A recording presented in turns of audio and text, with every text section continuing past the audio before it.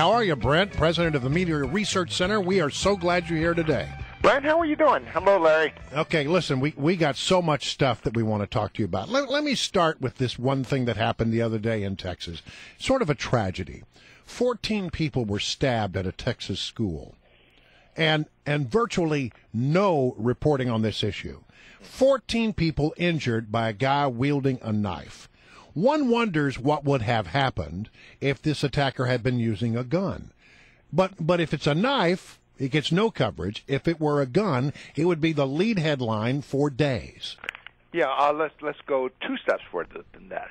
One is any psychiatrist, any expert in this field will tell you that a knife attack is more brutal than a gun attack. It is more evil than a gun attack because it is the individual who is thrusting a weapon into another individual.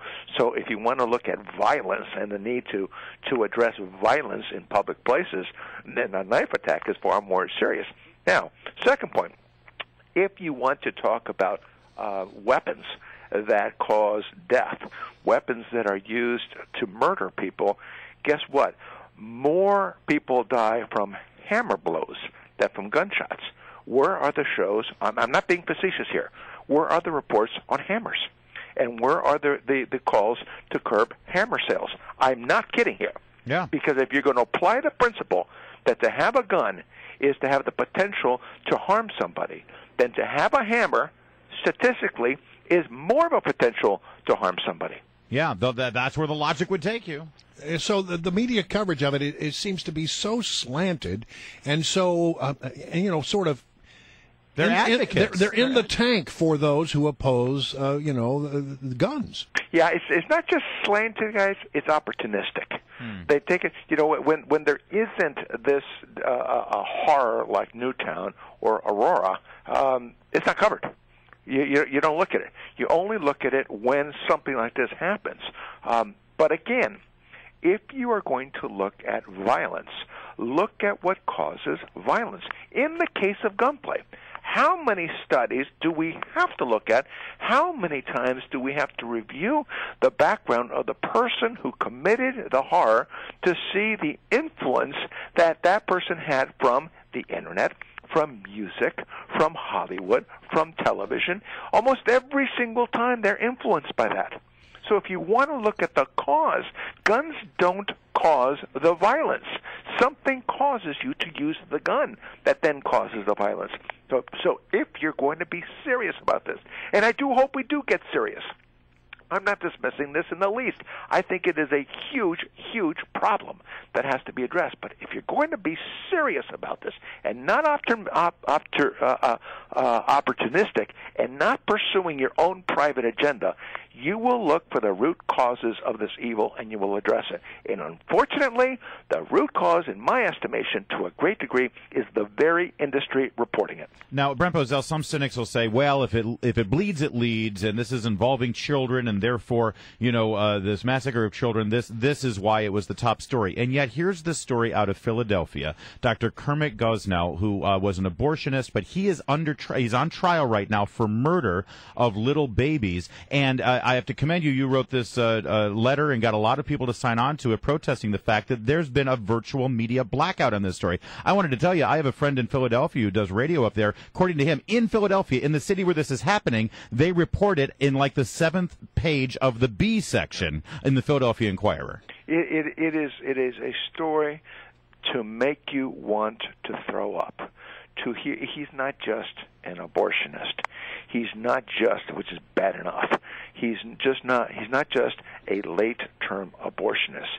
He is a man who revels in abortion, who makes jokes about the babies he's killed, who reportedly said things like, that kid is so big he could walk to the bus stop. Ugh.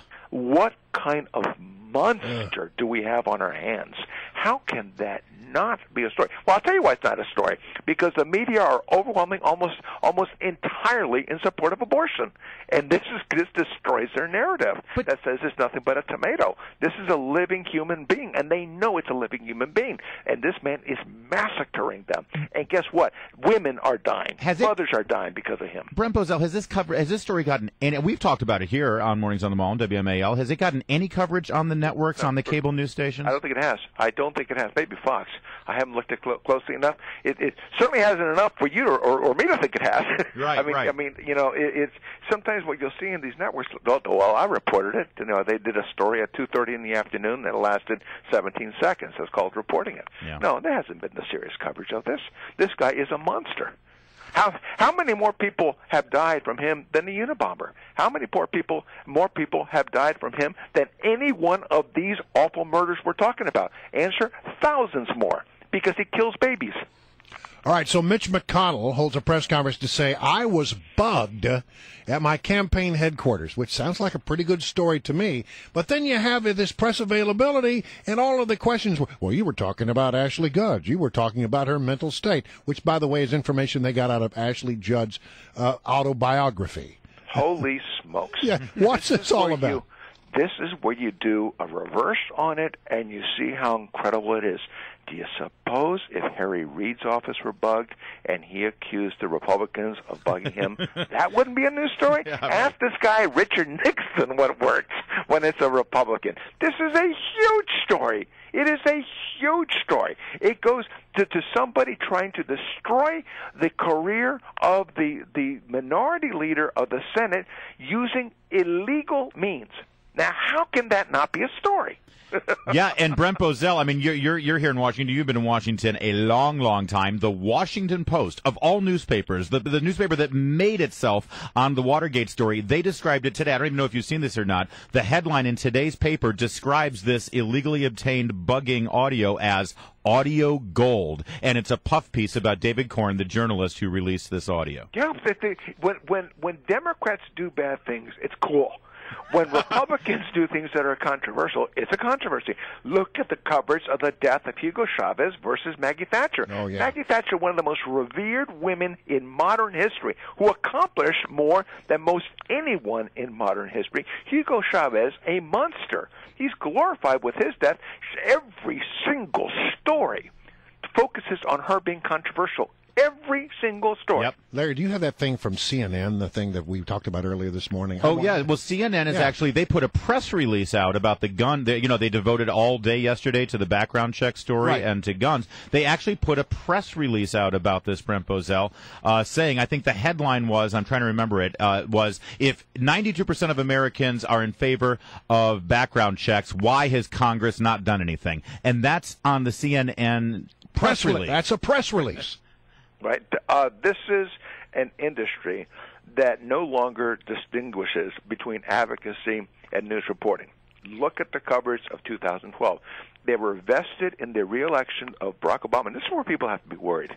They were vested in the re-election of Barack Obama to the extent that they lied in their coverage, to the extent that they outright censored news that would have been harmful to his reelection. But if that weren't bad enough, everybody knows that Obama continued, and smartly, continued in campaign mode the moment he won, and he just turned it around. He turned his organization into a machine because it works so well to now enact his agenda.